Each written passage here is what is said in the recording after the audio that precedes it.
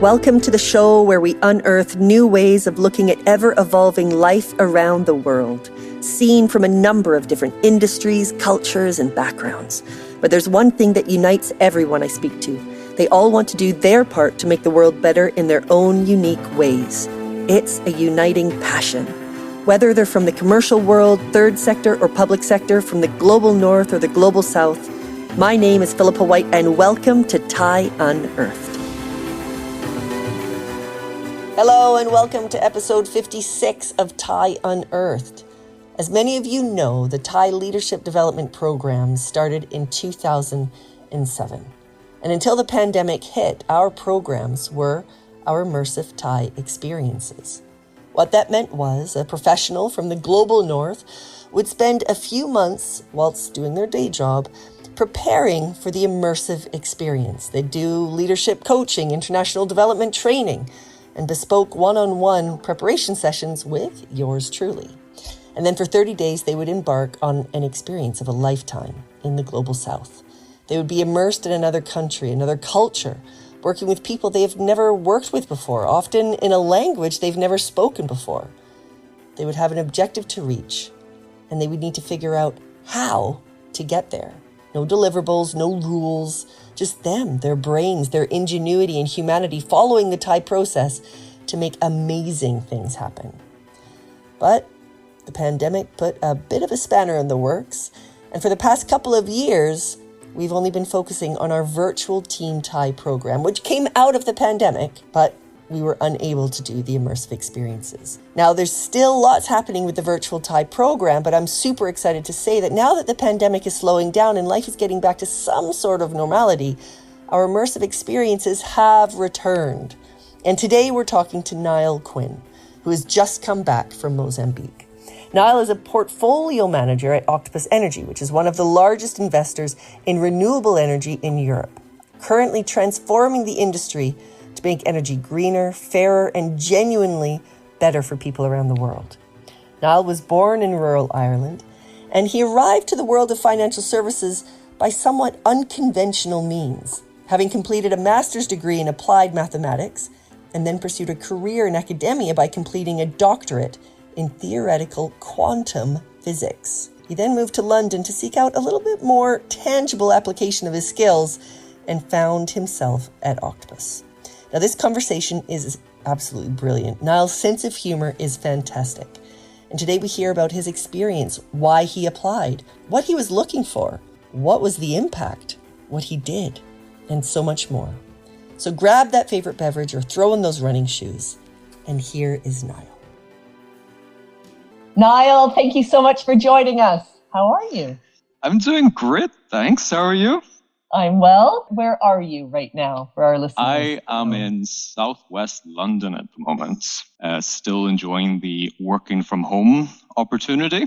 Nice. Yeah, so it's a nice sunny day here. Good. Really nice. And obviously you've recently returned from Mozambique, haven't you? So how long is it? I mean, is it 2 weeks? I think it's 3 weeks, I think, today. Gosh, okay. Yeah. Doesn't feel like that. It's I'm wondering how long I can actually say to people I'm still getting used to coming back. Yeah. I think if it's over 30 days, like the same length as the placement, I think I might be pushing it. We're getting there. Yeah. Well, I love hearing stories from these experiences. And obviously yours was a very special one because you were supposed to go in March of 2020.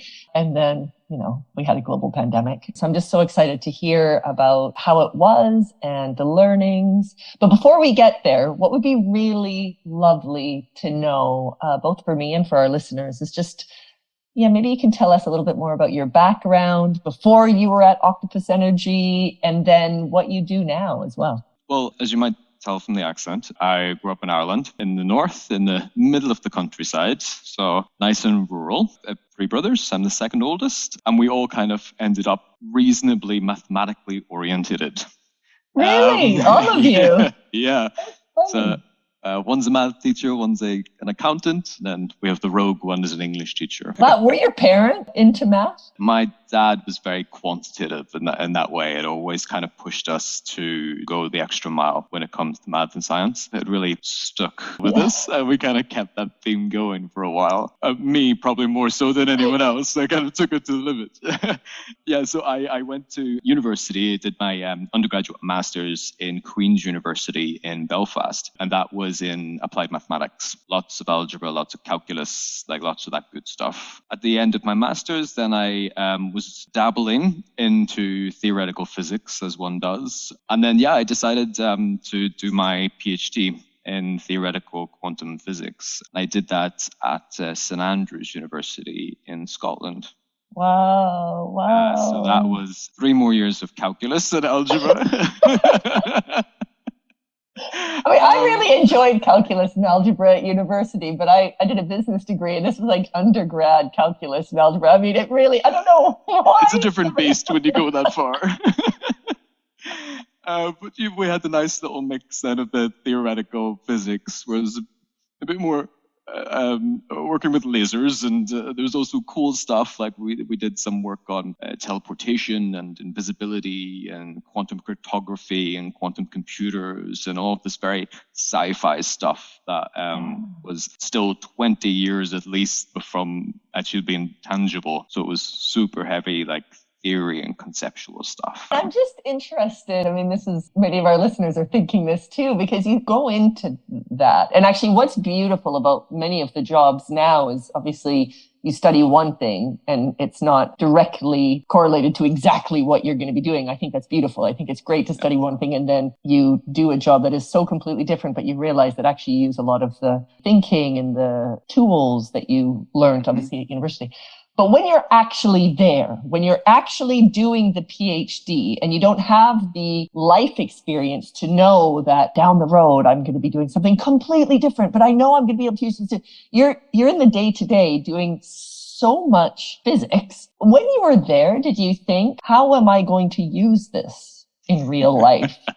Did that come up? It's a incredibly good question. I think at the start, it was definitely, I was just in full geek mode and I was like, this is just fun. This is just cool. This is like complicated. It is like, I always enjoy an intellectual challenge and I don't think you can go any further with intellectual challenge. Working with just the smartest people that you've ever met or ever will meet and doing this incredible stuff. I think the tangibility of what I was doing day to day started to bug me a little bit after a while. Imagine like some days you just sit in an office staring at a whiteboard full of formulas and you don't write on it. You're just staring and you're just thinking all day. And then you leave at like 5 and people were like, how was your day? And I was like, I don't know. I don't know. I don't know if it was good or bad or I don't like just... And then I was just kind of like, oh, do I want to do this for the rest of my life? I don't know. So I ended up drifting into a friendship group that was largely people doing their masters in finance. So I started actually tutoring them in their masters in finance and they would teach me stuff. We kind of like shared knowledge. And then I was like, oh, great. Finance, this is cool. And then I just realized the breadth of the industry and that there is a tangibility to it. There is a kind of a real aspect of things. Of course, there's certain aspects of finance that are like super conceptual and when you go into all of these derivatives and all of these made up products. So I kind of like drifted to the other side of things, which was something that was a bit more real. That's what attracted me to Octopus Energy. So I started Octopus Energy as a graduate. So I've been there for nearly 7 years now. Wow. I didn't know you were a graduate. That's really cool. For listeners, Octopus Energy is it's an energy business that is currently transforming the energy industry. And they're doing that by building tech to make energy greener, fairer, and just genuinely better for everyone. It's kind of a broken industry. And so within that business, I work in the financial services component and I work as a fund manager. So my team, they kind of act to connect these trillions of dollars that need to go into energy transition investments in order to make the change and reach the goals that we need to get to combat climate change. And so we match that potential investment with companies that are actively adding to that energy transition solution. A lot of times that is physical assets. This is where the tangibility comes in. Yeah, this is physical solar assets, offshore and onshore wind. This is batteries. This is energy infrastructure. This is like hydrogen, like new innovative ways. And so we manage them 100%. We are like physically going out there. We manage all aspects of it. Super complex, super interesting industry that is evolving all the time. So it kind of suits me down to the ground because it's just chaos. And it's like, I'm like, yes, okay, this is great. So why did you apply for TIE? In Octopus, it was a few years before I applied. It's like seeing all these amazing experiences and stories coming out. Yeah. So we were hearing this all the time, and I was like, this is amazing. Like, whoa. I actually almost applied one year, and something stopped me. By having these silly excuses, like I'm too busy, or I need to physically be here and concentrate on my job, and I'll not get it anyway. And it was all these little voices in my head to be like, don't apply. And it was a bit of a fear component. It was a bit of like, oh, well, why don't you just stay in your comfort zone? It's okay it's here. So normal. It's so interesting to hear you say that. I mean, they're called limiting beliefs in the business speak, right? And when you're talking to people, and you have, like, everybody has them. Everyone has them in different ways. But the people who apply for TIE or don't apply for TIE for all these reasons, too busy, oh my gosh, I don't think I'll get it. What do I have to offer? Oh my God, that feels a bit scary. I mean, it's so normal. It's so normal. Yeah. The next year, which was 2019, I applied without hesitation. I was like, I am doing this. The main driver was to jump out of that comfort zone. I found myself, which happens to a lot of people in a huge city like London, you can end up becoming more insular, and you've got your routine, and you get up, you get in the tube, you go to the office, you come back, you've got this schedule, and you're always run by this schedule, and to break out of it is incredibly difficult sometimes. Yeah, it is. And so I also just wanted to kind of, I guess, stress test my own abilities. If you remove the smallest little comfort, like a morning routine, like little things, you got friendship groups and like family, and if you just remove all of that and you just isolate yourself and just think about like what you are capable by yourself, I just really wanted to stress test that and see, like, actually, let's kick this up a gear. What can I do? Yeah. And that was the big excitement for me, and why in that year I reached that moment where I was like, this is a no-brainer. I got placement, and I did the fantastic mentoring and coaching stuff that you guys offer that really just built up that excitement as well of going on a placement. I had flights booked. I had started thinking about language classes and just handing over my job and kind of preparing my team for me being away. And then COVID hit. In March 2020, everything ground to a halt, and that was just, the whole placement was parked. And then, as with everyone in the entire world, your life was turned upside down. And I think during that time, everyone evolved in some sort of way, personally and professionally. It gave you that headspace, I think, to really ask yourself big questions that were easy to ignore. I was no different in that. I was really thinking about, am I happy in what I'm doing in my job, in my life? And I think the one constant in that whole time, that one definite, I'm going to do this TIE placement. When I applied in 2019, so in my career, I was kind of coming into this place where I was going to be stepping into people management, and so inherently thinking about leadership at that time, and that change of dynamic that I think happens in a lot of people's career, particularly in the corporate environment. And so I was like, well, I might be, a leader in a group of, like a team of like 3 or 4 people, and I need to figure out how that dynamic works. And by the end of COVID, like currently now, I'm a leader in an immediate team of 10.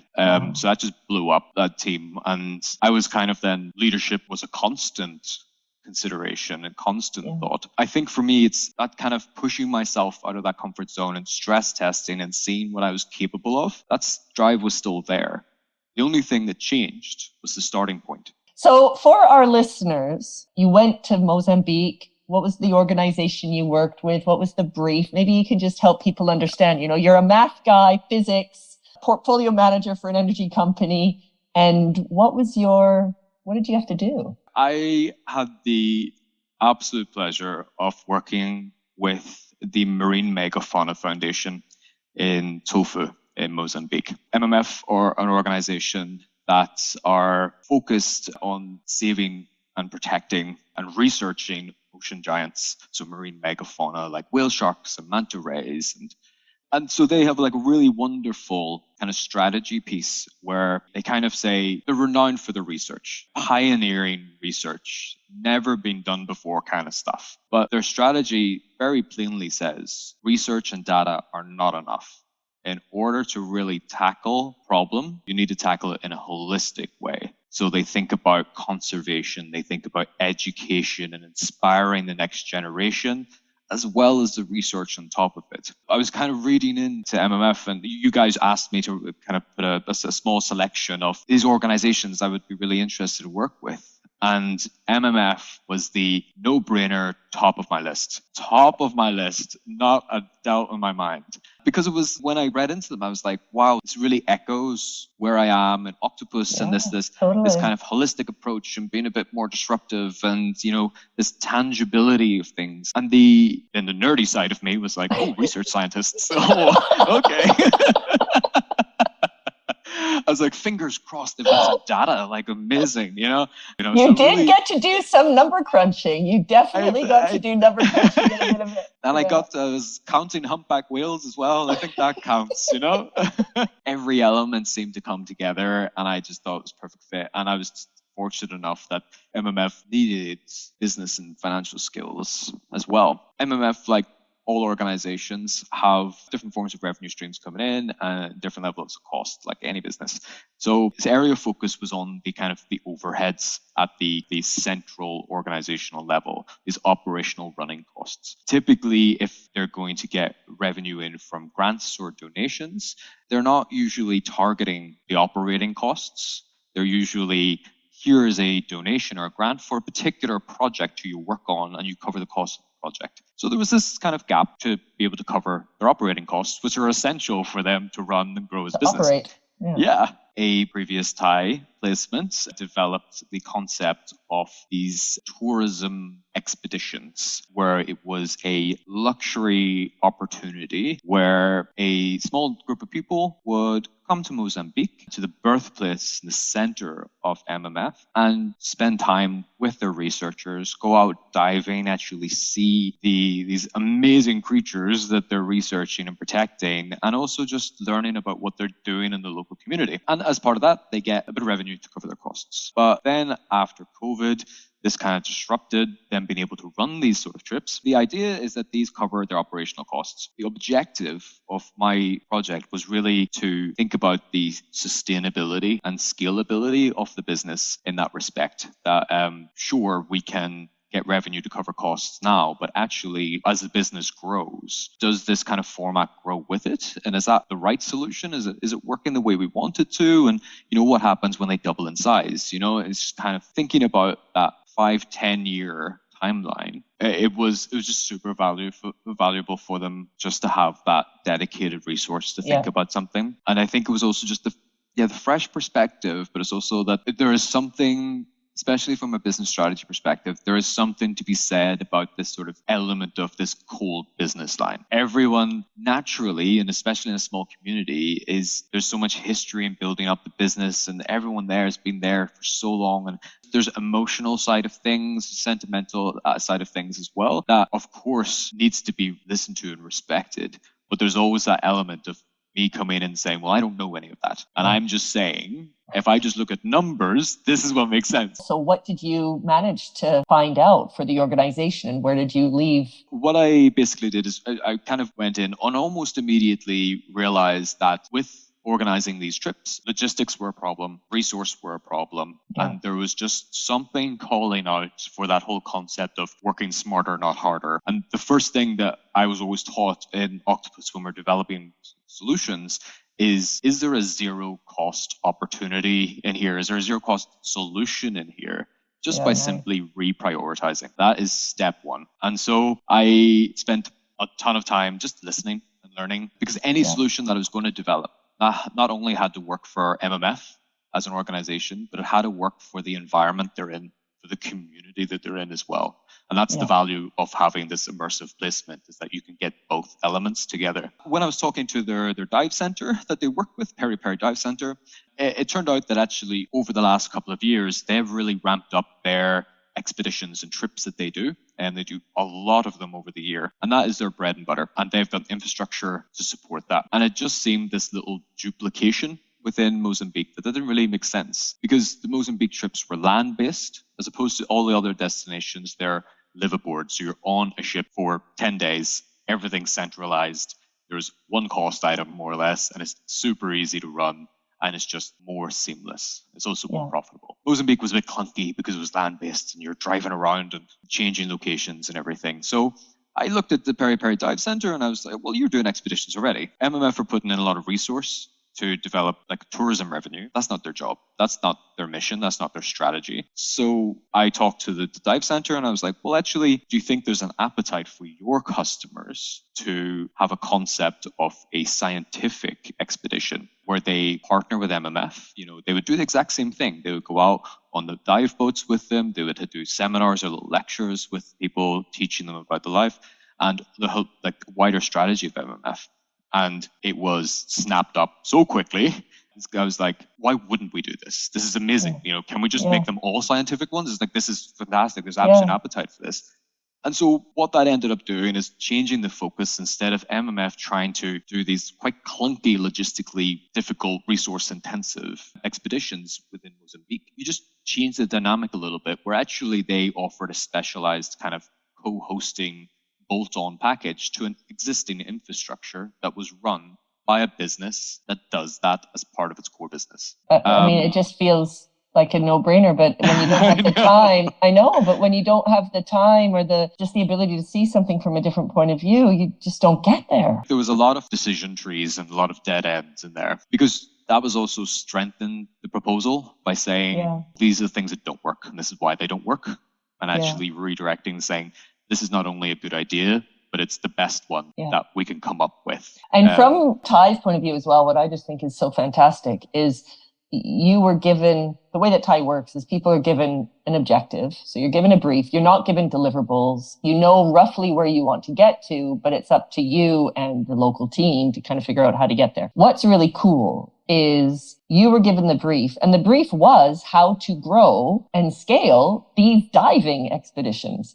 And so what's fantastic is it could have been very easy for you to go and just keep sort of trying to take this thing up a mountain and be like, okay, well, let's try and scale this. But very quickly, I remember we had a conversation and you already clocked that, hold on a second, I don't know if the current structure is even the right structure. Can I question that?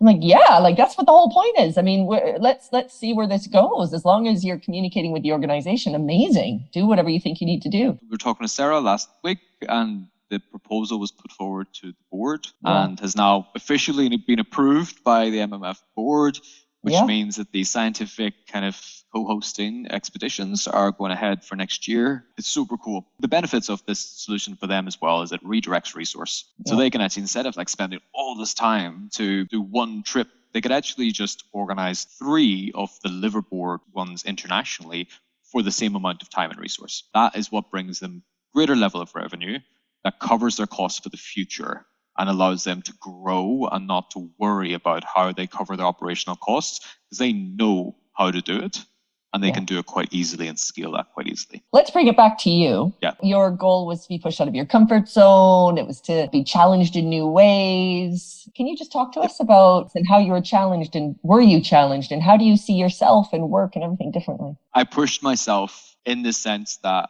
I not only left my comfort zone, but I also actively kind of put it to the side. I kind of went off grid a little bit, and I was like, I'm going to go head first into this and embed myself as much as I can into the community and just get to know people and build relationships. What I realized from doing that is that I'm perfectly comfortable in a ridiculous situation like that.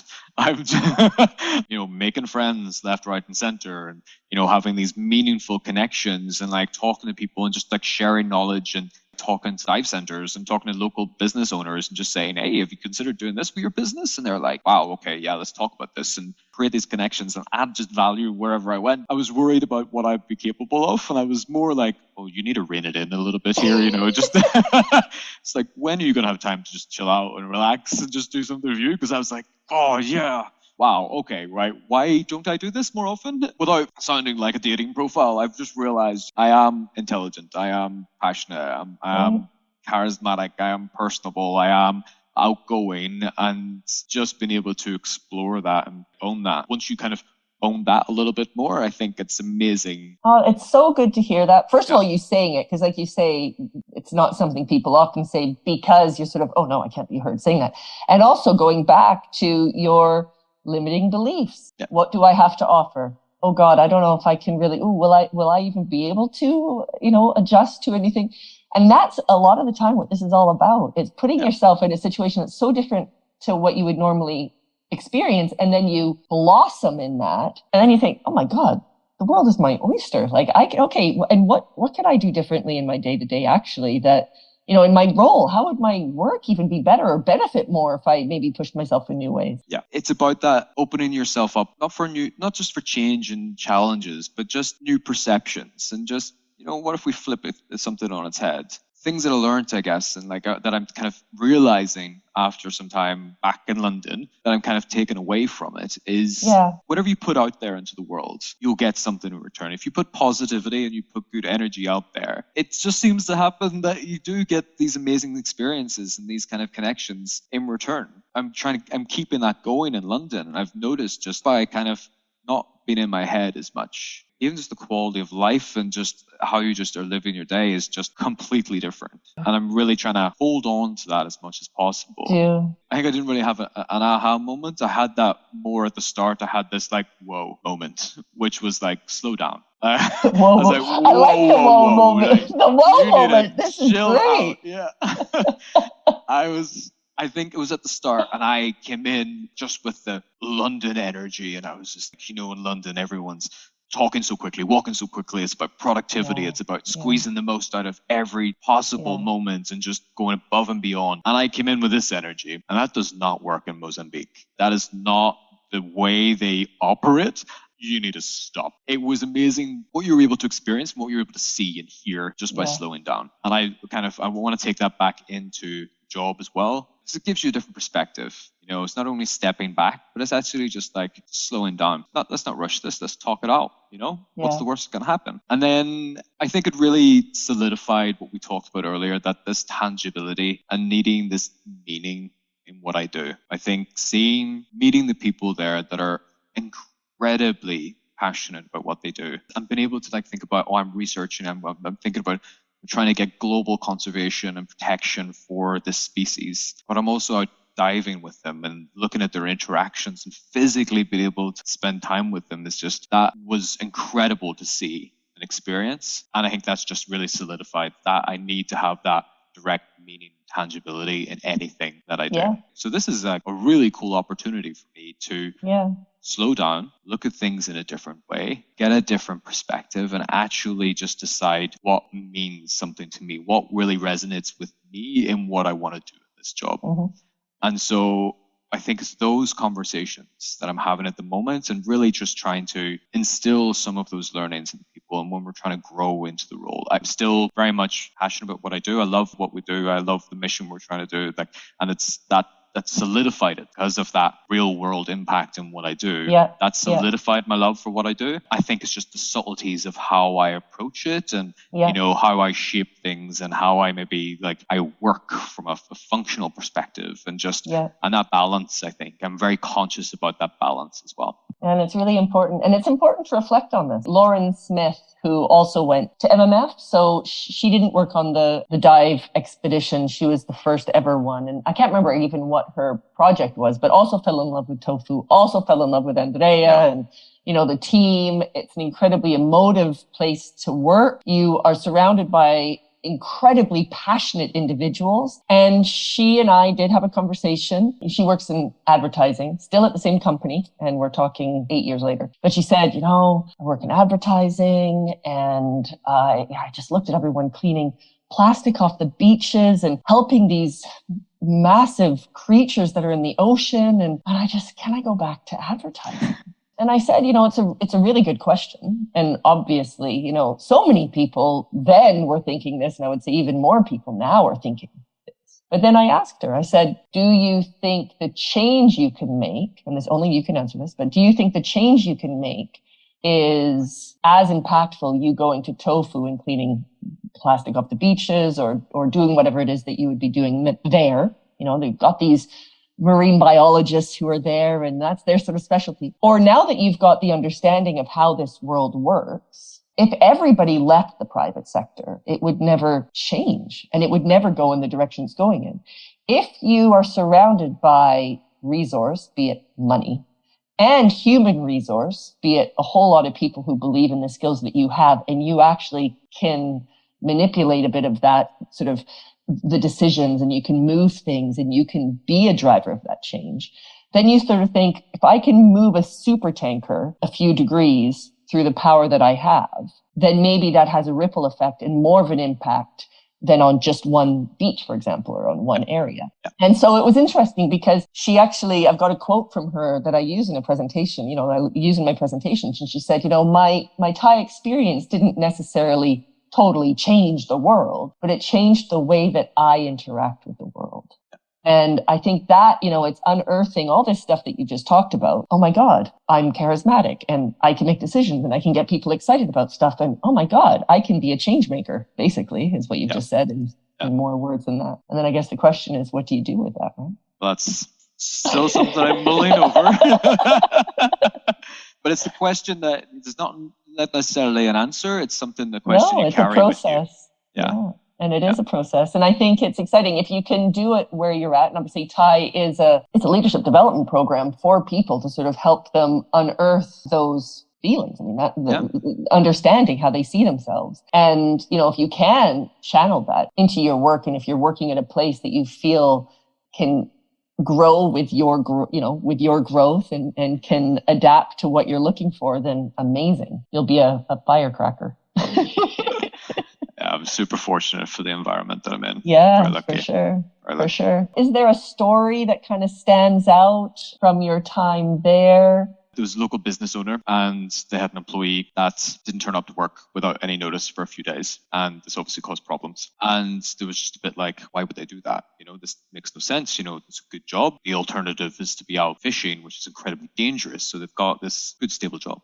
So it turned out that they were living in a local community. And that young guy, who is a young family, was actually being stopped by his relatives from going to work because they were jealous that he was contributing and trying to better himself and trying to change his life and support everyone around him, and that they were physically stopping him from going. You need help here, and you're not allowed to communicate. Would take away his phone so he can't communicate. I was baffled, absolutely baffled, because it's just about a person making an individual choice to make a change for them and the people they love. And that's what they want to do and strive forward. Yeah. And the concept of people that he was closest to denying him that opportunity, that was so counterintuitive to anything that I've heard or experienced. Yeah. That was a little moment where I was like, oh, wait, I knew it was different, but this is a completely different world. That changed the dynamics of my conversation. How do we support this change in the community as well? But it's such a big thing. It's a cultural thing. That stood out. It's not a particularly happy story, but it stood out because that was a slap for me. I was like, that woke me up. This is serious stuff. This is a completely different environment.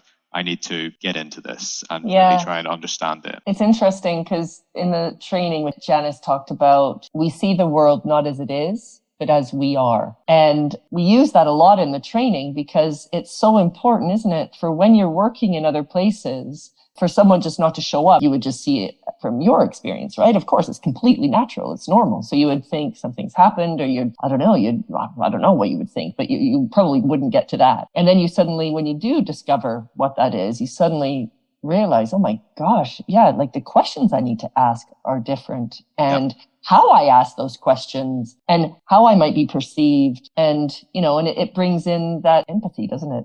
And cultural intelligence and being able to, which are all these dynamics in today's modern world, actually, that we all need to be able to. We talked about leadership and how you're now running a team of more people. Well, the more diverse a team is, the better it is, because it's more innovative and the more you can think. So, but then as a result, if it's more diverse, it means that people are coming from different backgrounds. And so as a result, what can we learn from these types of experiences, then bring it into our day-to-day, right? Exactly. It just kind of put me in the best way back in my place. And I opened up my ears a little bit more. That's something I'll kind of bring with me. Your brain tries to problem solve before you know it's doing it. It tries to just match up a solution to a problem. And that's not always the way, that's not how you should be operating. And so it's actually just saying, just sit back and listen. Just because you don't know what's happening. You don't know what is driving other people, and you don't know other people's experiences. And you just need to be open to accepting those different experiences, those different backgrounds and different mentalities, and trying to work together, really. Such a great takeaway, Niall. I think the resonating thing is this whole, the energy you put out, this energy you get back. I've been thinking about that a lot. And there's a quote that hadn't popped into my head for years. It just popped into my head, and I was like, it's amazing because it fits so well. It was an Anne Frank quote, and it was just simply, whoever is happy will make others happy too. Yeah. And I just thought that was beautifully simple. Yeah. And it resonates today with everyone. I think it's just whatever you put out, you'll get back. And the impact you have on other people is really profound. I love that. And I actually, bringing it back to leadership again, if you're able to realize your true essence, which obviously will make you happy, if you're able to realize your purpose, be the leader that you want to be, doing the work that you want to do, and if it fits with what you're about and you're on your mission and it fits with the mission of the company, then if you're happy, then you're going to be a really lovely person to work for as well, right? And hopefully, you're going to be, But I think, it's interesting. It fits into everything. And also just paying it forward. Talk to the Uber driver. Talk to people. And then the more that you do that, the more you get stuff back too, don't you? Yeah. You wrote a lot on your experience, and I'll include the Niall and the Whales Instagram, because it's full of some really lovely insights. And I followed it, and just different conversations that we had, or different ways that you saw yourself or where you're at. And this thing about time, which I really like, this thing about meeting complete strangers and having really intimate conversations with people. Then you realize that they step away from the table and you don't even know their name. And it's just quite extraordinary when you do find yourself doing different things and where that kind of takes you. Yeah, you got me thinking in different ways too. It's great. Is there anything that I haven't asked you that you'd like to tell our listeners? I've been mulling over the concept of leadership quite a bit. And I think from the last couple of years and growing throughout the COVID experience and this experience of what leadership means in a completely different environment, I think it's just super interesting that leaders, they're sometimes in the front of the pack, sometimes they're behind the pack. But I think in my experience, the best leaders are there with you kind of side by side, and they're there supporting you, walking with you, and sort of this open to the unknown, but also showing vulnerability and just being able to inspire others without kind of losing that kind of like human side of them. And it's got nothing to do, leadership's got nothing to do with age or seniority or whatever else. It's actually just what we just mentioned. It's about the impact that you have on someone. And it kind of really is driven from where your heart is lying. If it's in a good place and you want to support people and you want to give advice to people and stand with them, that is you being a leader. It takes so many different forms. Totally. And I think once you see yourself as a leader, that unlocks really some spectacular experiences. Totally. Great thinking and wonderful to leave on that. Couldn't agree more. Now, it has been such a pleasure getting to know you, because obviously I get to know everyone very well on these experiences. And obviously we had a little bit more time kind of with our sharing of emails because of the pandemic. Yeah, of course. And everything took a little bit longer, but it's been such a pleasure. And you really have just embraced this experience. You've given so much back to the organization, which was absolutely fantastic. But I feel like you've also had a lot to gain from the experience as well, which is what this is all about. So. Absolutely. And just thank you again. It just blew my mind, the entire experience. And just I'm really grateful for everything you and the team have done. Just an absolute game changer. Amazing. Well, Niall, thank you from the bottom of my heart. And, you're part of the TIE family now, so you're not going anywhere. We'll be opportunities for you to tell your story many times, I'm sure. So Great. Thank you. Hey everyone, this is Philippa again. I hope you enjoyed listening. Now this is your chance to get involved with TIE. If you work in the commercial world, whatever your profession, your position, or your experience, then TIE could be for you. You may have been in business for decades, but have always felt there's another way. Or you may just have a few years experience, but want to do more. Equally, if you want to create game-changing employees and see your company impact the world, we've got you covered. TIE has never been more necessary than right now, and you can be a part of it. Reach out to me at philippa@theinternationalexchange.co.uk and I can tell you more. Or join the TIE Accelerator info session for more information. apply.tieaccelerator.com. Better leaders, better companies, better world. I'm your host, Philippa White. This podcast has been co-produced by Berna Vieira and me, music by Berna Vieira, and artwork by Kelps Vahais. I hope we'll meet again soon.